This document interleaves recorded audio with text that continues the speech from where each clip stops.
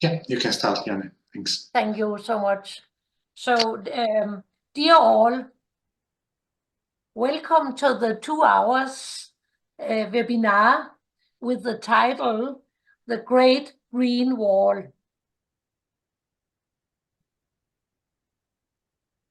Thank you for everybody and everyone who participated in this seminar, and to all of you who wants to give a presentations on the subject. It has been so positive to organize this webinar, and I personally look very much forward to be in the seminar for the next 2 hours. So welcome to all of you. Thank you, Janne. So we have quite a big representation internationally. We have 14 countries who have registered for attending the webinar. And then, of course, afterwards, this will be placed on YouTube, so the outreach will be even larger. But before we forget it, because that's a small thing, and then we always leave it out, we would like to have a group picture. We might have another one at the end of the webinar if we get more people on board. So you will now get a balloon saying that the picture is going to be taken, and then you just click OK, and then I will automatically collect the pictures now. Okay, so I will kindly ask you to put your camera on so that we can do that smoothly, and you should get a balloon now, notification now. Perfect. So that was the formality, let's say. But it's also important because then we see that there is an interest in these topics. So when we talk about walls, we normally connect them with something negative, with division, with taking different countries on side or within the same country. We all know how history has been. But in this case, the wall has a positive connotation. And it is to act against climate change and to try to reduce the impacts of this climate change. So our first speaker right now is not here, but will probably join a little later. And it is actually the person who is in charge of the Great Green Wall Initiative. So meanwhile, we wait for him, then we can just move to the next speaker, who is Ibrahim Togola. So he's a very well-known person internationally for fighting climate change, for promoting renewable energies in the African continent. And he has also been a trainee in Folkecenter. That's also how we are connected. And then after his experience in Nordic Folkecenter, he went back home in Mali and he founded Mali-Folkecenter, which is now a very well-known institution in the African continent. So Ibrahim, yeah, you have a very long experience, also of education and professional-wise with renewable energies, with over 17 years experience working with public, private, and non-profit organizations. And well, we would like to hear a little bit of your tasks, what you're doing. So you're welcome to share the presentation, share the screen, sorry. Thank you very much, Daniel. Very appreciated. And just first, I'm not alone. Like you can see, I'm with some of the colleagues here. So everyone wants to say hi and thank you to the Danish Folkecenter for really organizing this. And we should definitely take another group picture with everyone involved in this one as well. Okay, go ahead. Yeah. Yes. Is it okay? Yes. Yeah. You haven't shared the screen yet? Yes, I've shared the screen. Yeah.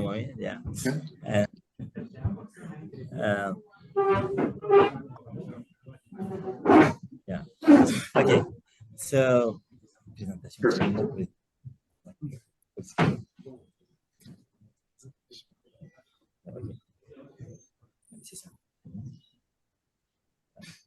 Okay. Perfect. Yeah. Okay. So I'm very delighted to, give these presentations. And I'm Ibrahim Togola.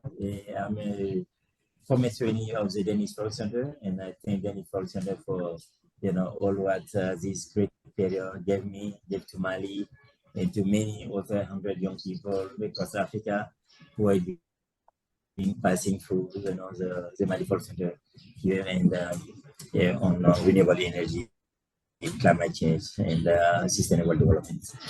So I think, like Daniel mentioned, it's really when we talk about war, we are scared, but I think African leaders.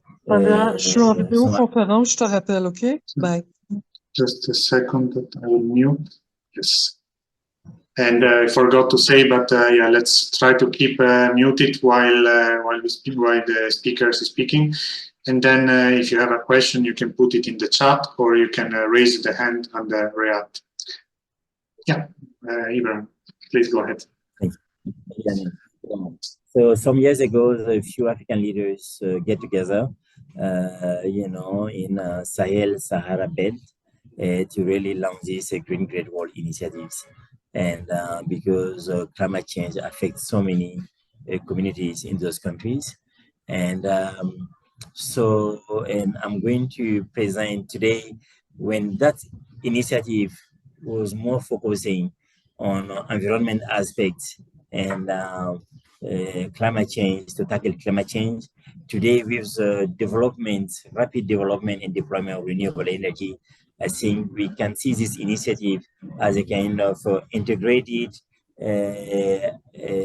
development approach, a kind of nexus, which can bring many different components together to tackle climate change, to tackle the food security, to tackle the insecurity in the areas in those countries, and so on.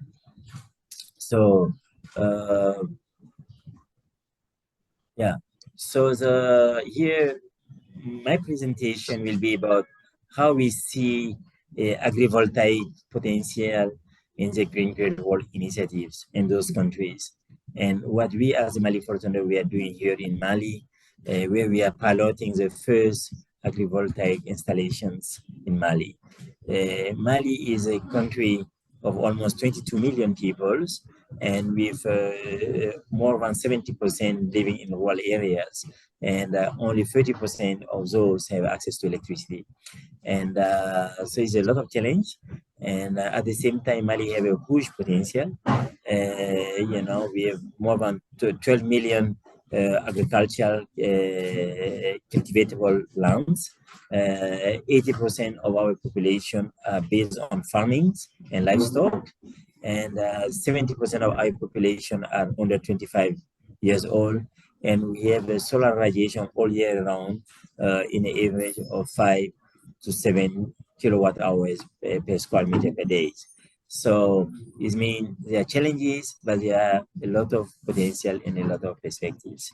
So in that, we have here the picture of Ure. We have been designing this and implementing this Mali-Folkecenter and its partners, which was Access, and is about 7,000 square meters, less than 1 hectares, and where we have agrivoltaics installation, solar, to provide electricity to the village, and also to provide the land for farming and greenhouses, cold chamber, all combined together, managed by women youth, about 250 women, and about maybe 120 young men in those areas. We'll go in detail on that. So, and is in the southern part of Mali, about 180 kilometers from Bamako. So these women cooperatives, the women main activity here are, the farming and gardening. Farming in the rainy season with their husbands and families, and dry season they are doing gardening. So here, the women cooperative were trained by Mali-Folkecenter team on how to produce the biofertilizer and biopesticide. So how they can get their own biofertilizers. and in Ure village. And so the young men have been trained how to organize and manage the cold chambers and bring the products in the market. So this combination was done in these initiatives of Ure. So in that, the young men were trained to how to take care of the solar panels, how to really clean the solar panel, how to really solve the small problems which might happen with the greenhouse and with the cold chambers, and and also because we have water, we pumping installations, how to also develop and expand the water system irrigations. So this also is in our ADN in Mali-Folkecenter, because from what we learn also in in Danish Folkecenter about the training and capacity buildings, which is very important. So that's what we've been making this project here in Ure. So the system was installed by Access, and so you can see the drone pictures of the installations, and that is 35 kilowatts solar installations, and we is a local made in a way that the cold chamber, you don't see it that well here, is just beside the green. There's a yellow system besides the buildings, is a recycled 20-feet container, what we put all the installations in order to get, when it's 47 degrees outside, you have 12 degrees inside that container all the time. And with 12 degrees plus, then you can really store, your vegetable, you can store the thing for, more than 2-3 weeks, and that they can be keeping there and wait for the better price and sell by the use in a village. So all was done here locally. We take the waste cotton, because we have a lot of cotton in Mali, and those cotton was pressed and put to make a good installations, and 20 centimeters, and then we had a compressor behind in order to keep it. So all was done by our teams, and instead normally we ask a cold chamber from India to Mali. It was a 28,000 FOB price. Transport to Mali was almost close to 40,000, and we made this everything together less than 15,000. So that is a bit how it works when you do it locally. So the social economic performance of such installations, what we see in Mali and can be replicated in all the Great Walls countries, is about accessibilities. So we have, today with our villages, sometimes in many places, it's very difficult to access in rainy season, but it's also in rural areas. When young people, after farming, they have to go to the city, they don't have anything to do. So here, with renewable energy and greenhouse, and being able to produce, crops, so young people stay in the village, they can produce biofertilizer, they produce biopesticide, and then they have energy for different productive activities. So they will stay in their communities. And the health is aspect is that, with electricity, so the coolings, and so you have different productive use, and like kind of storing, because the health center get benefit of these centers, and the different benefits, for the communities, and which also meet the SDGs. Then the food securities, here you have, sometimes it's quite hot. When it's too hot, then the vegetable production is difficult, too expensive. Then you have a shadow from the solar panels. Then you produce under the shadow of the solar panels. Rainy season is too much rain, and it's very difficult to produce a shadow. Again, the solar panel protects the crops, garden activity to hit the crop directly. And then you have the greenhouse, where also the mini greenhouse with the good ventilation systems, all powered by the system. So you have both dry season and rainy season. You can have vegetable productions, and then you have energy where people are living, and the income is generated. And as I mentioned to you, is 260 women who are involved in this project. So it's a kind of gender empowerment as well. So the impact is some of I just mentioned in Ore. You know that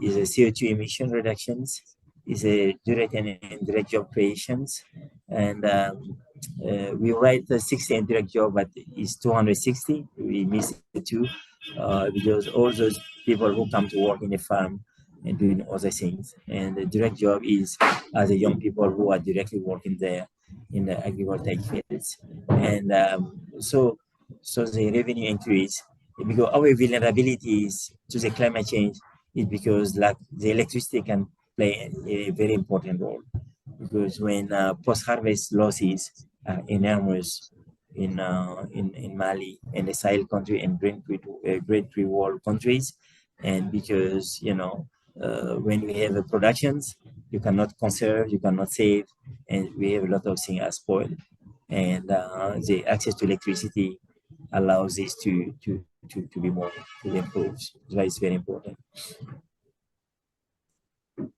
Yeah. So yeah, I mentioned some of those advantages: photovoltaics, vanilla greenhouse, and the agrivoltaics to the Great Wall initiatives. We have a lot of sunshines, and solar panels are getting every year more and more competitive, and our population are increasing. We need more food, we need more vegetables. The demand are higher. If you take a country like Mali, many of our vegetable, maybe 40% or 30% at least, is coming from Morocco, which is almost over 2,000 kilometers away, more north, in more dry area than Mali, but they are supplying Mali with vegetables, and because they have more facility, more energies, and so it's the same in Burkina Faso. So we are not self-sufficient with more than 12 million hectares of agricultural lands, and because sometimes when people produce, how to store, how to transport, and so on is an issue. So here the agriculture gives that possibility to all those countries, and for local production, local consumptions, and better price and accessibilities. Yeah. So in that, we also in Mali-Folkecenter is also in the backbone of Mali-Folkecenter is to promote the green solutions, the agroecology, because as I mentioned to you, we have one is renewable energy, and second is we have a very extensive practice of agriculture here. Farmers are changing land almost every 10 years, 12 years. And so it means Great Green World is a vision to plant more trees and protect the existing trees.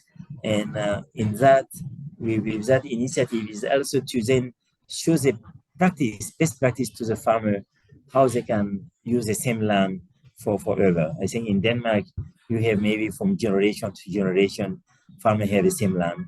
But here, farmers are changing land almost, every 10, 12 years. And so it's a lot of new land is created, and bushfires and so on. So here we produce, train people to produce their own fertilizer locally, produce their own pesticide locally, organic, and have a kind of best practices on agriculture in order to keep the same land and getting more and more better yield on the farmer. So no need to go to make a new fields. And then the agrivoltaic, the community brings those two together, and with using the shadow, using the greenhouses, and using the sustainable irrigation system on the plots. So that is a very good combined advantages. So that and this has an effect very important for all the green. We believe in all the green great wall countries is the empowerment of the local communities, because today you create with providing energy and agroecology, sustainable management of the land. So you make a community more resilient. You reinforce the peace and the social cohesion between the community, because that's a big issue today in the Sahel countries. How to reinforce the peace, how to reinforce the social cohesion between communities, and you give a green job to the youth populations and gives them the hope and the possibility to a better life. Yeah. So we see that as a very great possibility to scale up, because we have the Folkecenter in Denmark have a very big experience on how the policy dimensions and the involvement on the policymaker, and great initiatives is already an initiative backed by the governments of the respective countries. So the coordination is located as the Commission of the African Unions. So it's a very great instrument for making renewable energy for peace, and renewable energy for sustainable agriculture, and we can also see here how to put in place a sustainable financing mechanism, because it has a very important impact, capacity building of communities, and the stakeholder collaboration, especially between government, NGOs, the private sectors, in that initiative. We are talking here about 30 kilowatt 35 kilowatt systems, a bit less than 1 hectares, but we can see this in many small installation across hundreds of thousands installation across the Green Great Wall initiatives, and also many megawatts combined installs. So that we see that this will give a kind of sustainability and resilient future in great green world countries, and it can really allow the strong building the resilience to the climate change, and also on building the peace, reinforcing the peace and social cohesion in all the green world countries. So thank you very much, everyone. If there are questions and so on, I'm available. Thank you again to the organizer and all you participants. Thank you. Thank you very much, Ibrahim. Do we have any questions from the audience?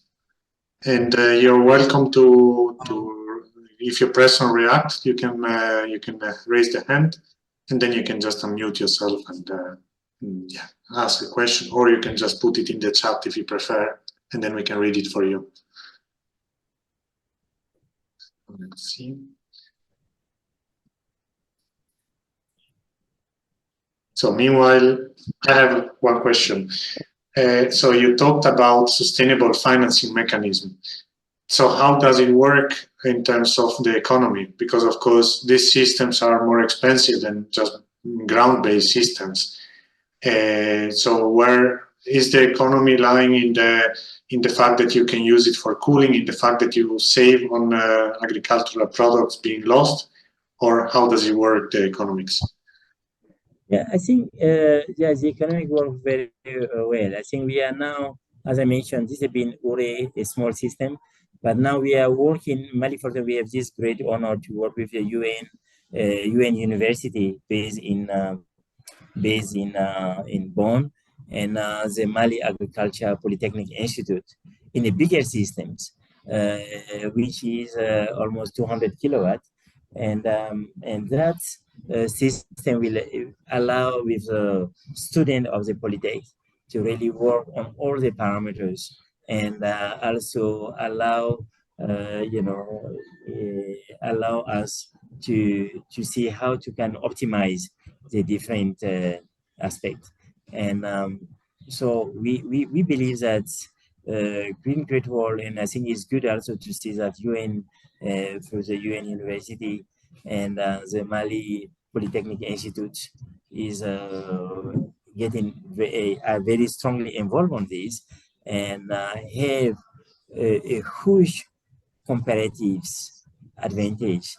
I will say in any, I think it could be that any installation in Africa is the solar should really have a kind of dimension of agriculture. You know, we could imagine if you have a 200 megawatts or 100 megawatt installation in Africa, is we are talking about 100 megawatt is 150 hectares of land, and in the communities, and you have a possibility today. I think the impact on cost will not be more than maybe 20% if you know the structure.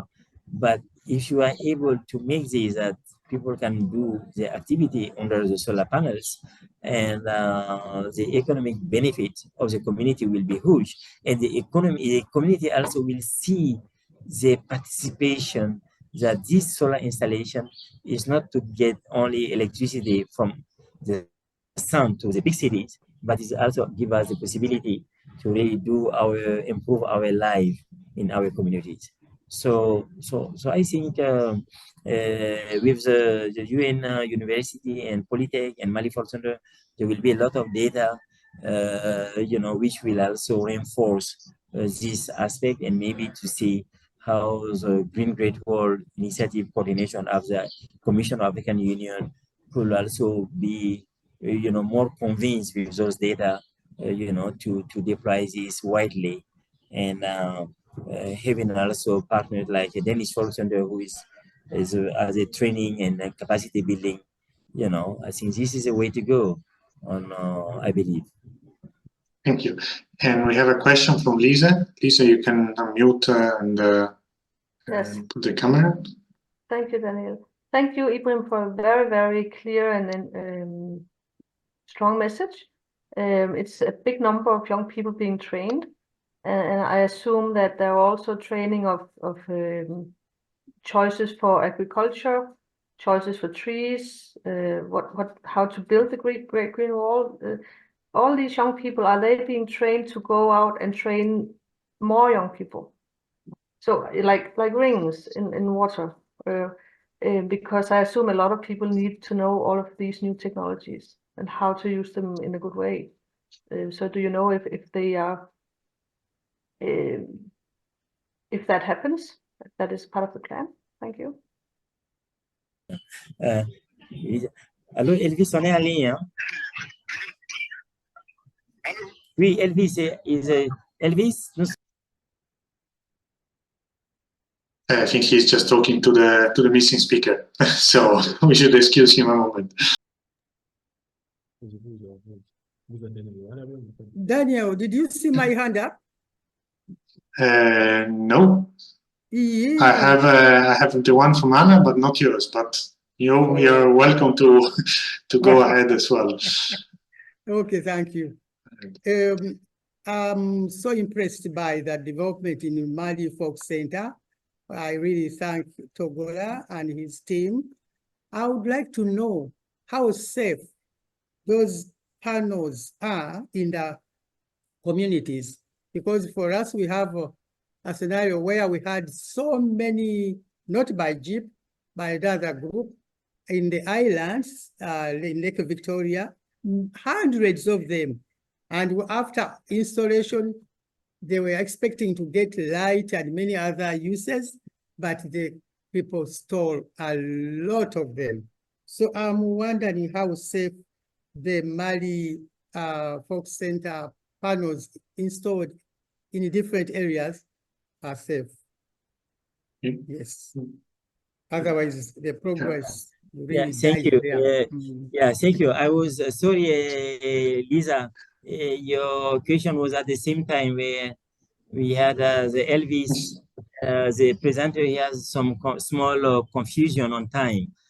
he understood that it's 12 o'clock because he's now in Ouagadougou in a Great Green Wall meetings, and then he was expecting to join in 12 o'clock, which is 2 p.m. Danish time, and so he didn't know that he was, so I sent him that we are now if he can join.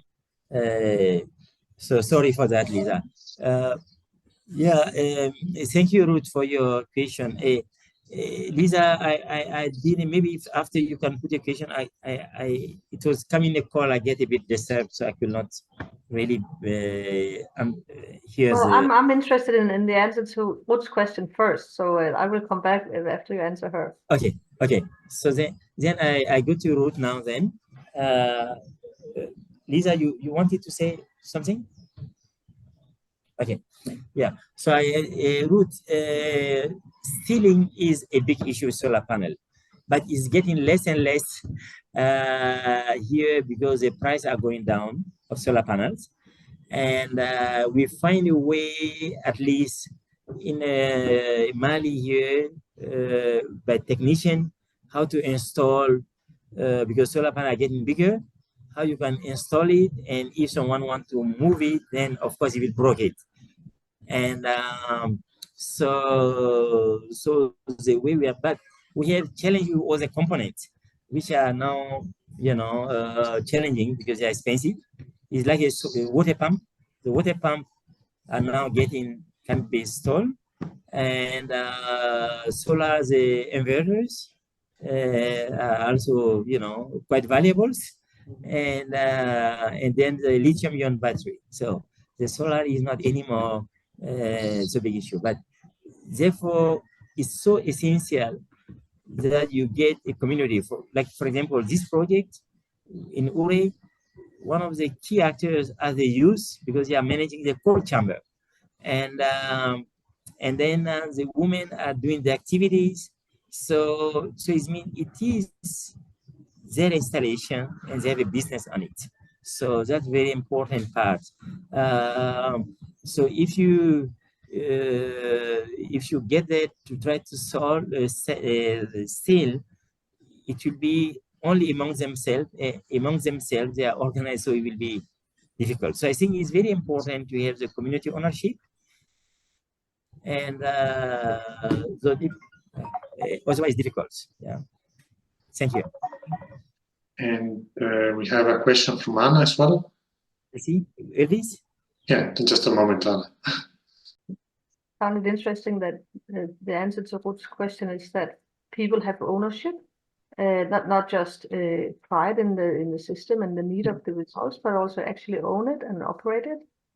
And this takes away, makes it harder to steal it or harder to ruin it's not the profit of the single, it's the profit of the community, the benefit of the community. So everyone keeps an eye on it. It's a good model. I apologize for this, but that's what happens when you're meeting online and not in person. You cannot control everything. Elvis is joining. He didn't understand the CET, so he saw CET, but he didn't understand it. Okay, he's joined now. Yeah, sorry for that. So we have a question from Anna, and then you have a question of Lisa as well. Hi. Mine is not really a question, it's a compliment. I really thank you, Ibrahim, for telling about your projects and experiences, because it's not only very simple what you're doing, and it makes totally sense that you use all the things or all the reality for the benefit. And I think for some of our countries in different parts of the world, with climate change, where we have more and more heat waves and more sun, luckily not today, so I can be outside, but there's too much sun and there is sometimes too much rain. And we can actually look at what you're doing and maybe see if such a system could be really implemented in other countries. Like, for example, country I'm coming from, Poland, we have a lot of solar farms and PVs, but they are not being used for agriculture. It may come, because with these changes of the weather, it may come. So I think people can take a look and take an example from you. So thank you, and also for sharing it with us. So it's always good to have a person who is doing something, telling about it, instead of having people from global north telling how it is. So thank you for sharing it from your first-hand perspective. It's so cool. But there was a tiny question I have. Actually, when you started with this, with the PV panels in local areas, were people all immediately happy about it, or were they skeptical, or, you know, like, because there's always something new. There are many people are sometimes afraid of changes. At least I'm talking from my homeland, yeah. They are usually afraid. Were people immediately on board, or did you have to convince them somehow? I think really here people are on board, and but what you see more and more in is a kind of local ownership aspect, because many PV are just you know, in many places, because land is cheap in rural areas, so people install big systems and then provide electricity, and you know, it's still expensive or it's taken away. And here, so then you have a system that, you know, people is produced locally, and they have a local benefit, and then they are also part of the management. I think that is really what Mali-Folkecenter have been doing here, which is great, that they are there, the community is there, and the community have been well organized. Different cooperatives are there, so we didn't install new cooperative and so on. And that to say, okay, you are producing rice, you are producing vegetable, this we can assist you, you can produce all year round. So I think now the team should go soon to, you know, organizing many different aspects. The training will continue. I think we are going to continue the training till the end of this year. But I think, yeah, there were not this type of, you know, season, because, you know, they are farmers, and they know that this is going to boost especially when it comes to cold chamber with vegetables, is extremely important, yeah, for them. Thank you. So we had still a question of Lisa, if we can do it briefly. I think we should let Elvis speak, because I will probably have the same question for him about educating young people. Then we just go ahead, and then maybe you can ask him and compare the answers.